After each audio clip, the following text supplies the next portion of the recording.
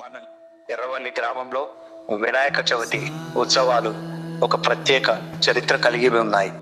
ఈరోజు మనం ఎర్రవల్లి గ్రామంలో వినాయక నవరాత్రి ఉత్సవాలు చరిత్ర గురించి తెలుసుకుందాం. మన భారతదేశం బ్రిటిష్ పాలనలో హిందువుల ఐక్యతను ప్రోత్సహించడానికి, జాతీయతను పెంపొందించడానికి ప్రముఖ స్వాతంత్ర సమరయోధుడు లోకమాన్య బాలగంగాధర్ తిలక్ గారు వినాయక నవరాత్రి ఉత్సవాలకు నాంది పలికారు. ప్రజలు కలిసి ఈ ఉత్సవాలను నిర్వహించడం ద్వారా స్వాతంత్రోద్యమాన్ని బలపరచడం, హిందూ సాంప్రదాయాలను, భక్తిని మరింత ప్రాచుర్యం పొందేలా చేశారు. ఈ ఉత్సవాలు క్రమంగా దేశం మొత్తం వ్యాపించి సామాజిక ఐక్యతకు ఒక గొప్ప చిహ్నంగా మారాయి. ఎర్రవల్లి గ్రామం ఈ విప్లవాత్మక ఆలోచనల ప్రభావంతో వినాయక నవరాత్రి ఉత్సవాలు జరిపింది.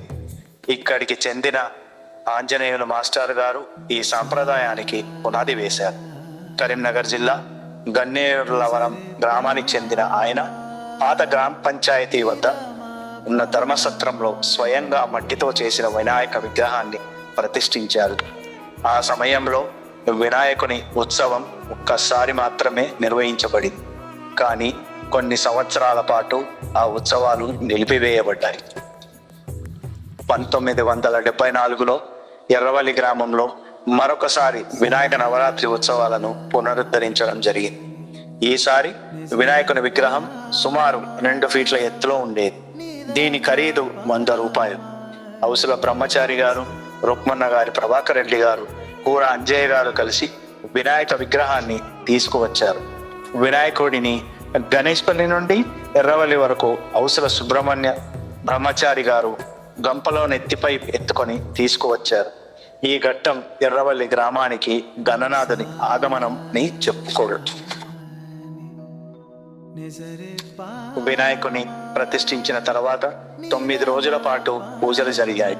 ఆ సమయంలో గణపతి పూజా కార్యక్రమాన్ని నిర్వహించిన వారు మన శ్రీనుపంతులు గారి. వినాయకుడిని పాత గర్భగుడిలో 9 రోజుల పాటు ఉంచి తరువాత మన దేవతల బావిలో ఎడ్ల బండిలో తీసుకువెళ్ళి నిమజ్జనం చేయడం జరిగింది. 1974 నుండి 1977 వరకు వినాయక నవరాత్రి ఉత్సవాలు ఇదే విధంగా సాగాయి. 1977లో వినాయక నవరాత్రి ఉత్సవాలలో భాగంగా కృష్ణ భజన ఉత్సవాలు ప్రారంభమయ్యాయి.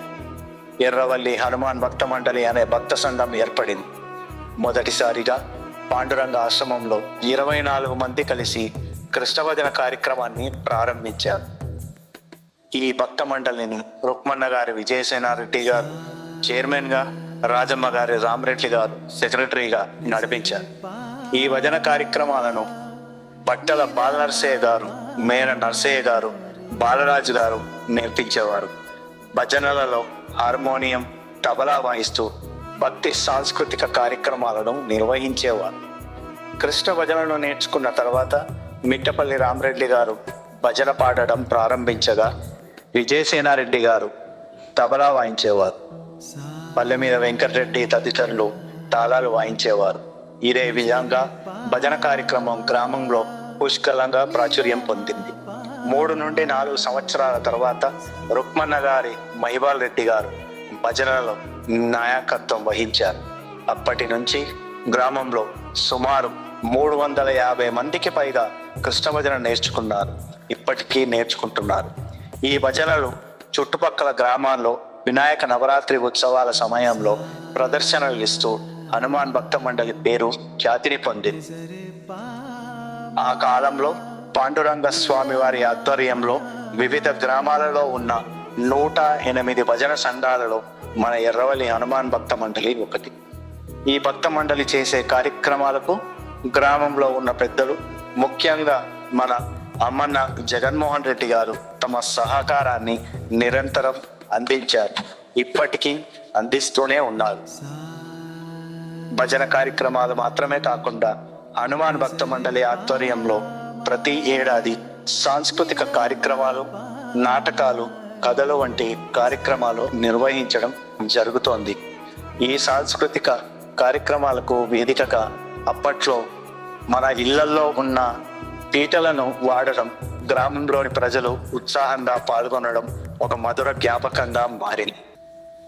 మన మొదటి హనుమాన్ భక్తి మండలి సభ్యులు రుక్మన్న గారి, విజయసేనారెడ్డి గారు, బంగ్లా రామరెడ్డి గారు, రుక్మన్న గారి మైపాల్ రెడ్డి గారు, కీర్తిశేషులు రాజమ్మ గారి రామరెడ్డి గారు, మిట్టపల్లి నరసింహారెడ్డి గారు, వర్ధన్న గారి బుచ్చిరెడ్డి గారు, మిట్టపల్లి సుధాకర్ రెడ్డి గారు, కీర్తిశేషులు కమ్మరి బ్రహ్మచారి గారు, నారన్న గారి ఇంద్రసేనారెడ్డి గారు, పల్లెమీది వెంకటరెడ్డి గారు, నేతి శ్రీనివాస్ గారు, కీర్తిశేషులు పల్లెమీది రామరెడ్డి గారు, కీర్తిశేషులు చెన్నరాజు సాయిలు గారు, కీర్తిశేషులు పల్లెమీది జనార్దన్ రెడ్డి గారు, వర్ధన్న గారి గోపాల్ రెడ్డి గారు, మంగలి యాదయ్య గారు, కీర్తిశేషులు మెట్టపల్లి వెంకటరెడ్డి గారు, కీర్తిశేషులు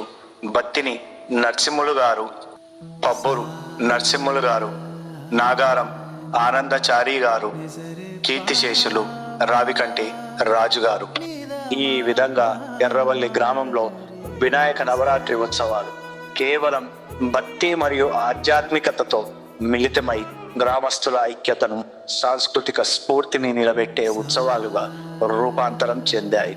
ఆంజనేయుల మాస్టారు వంటి మహనీయుల ఆశయాలతో మొదలైన ఈ ఉత్సవాలు గ్రామ ప్రజలకు క్రమంగా ఒక గొప్ప సాంప్రదాయంగా మారాయి. ఈ చరిత్రను తెలియజేస్తూ భవిష్యత్ తరాలకు సంక్రాంతిస్తూ మన విలువలను, ఆధ్యాత్మికతను, ఐక్యతను కొనసాగించడం మన బాధ్యత. నమస్తే. మీ అందరి సహకారంతో ఎర్రవల్లి హనుమాన్ భక్త మండలి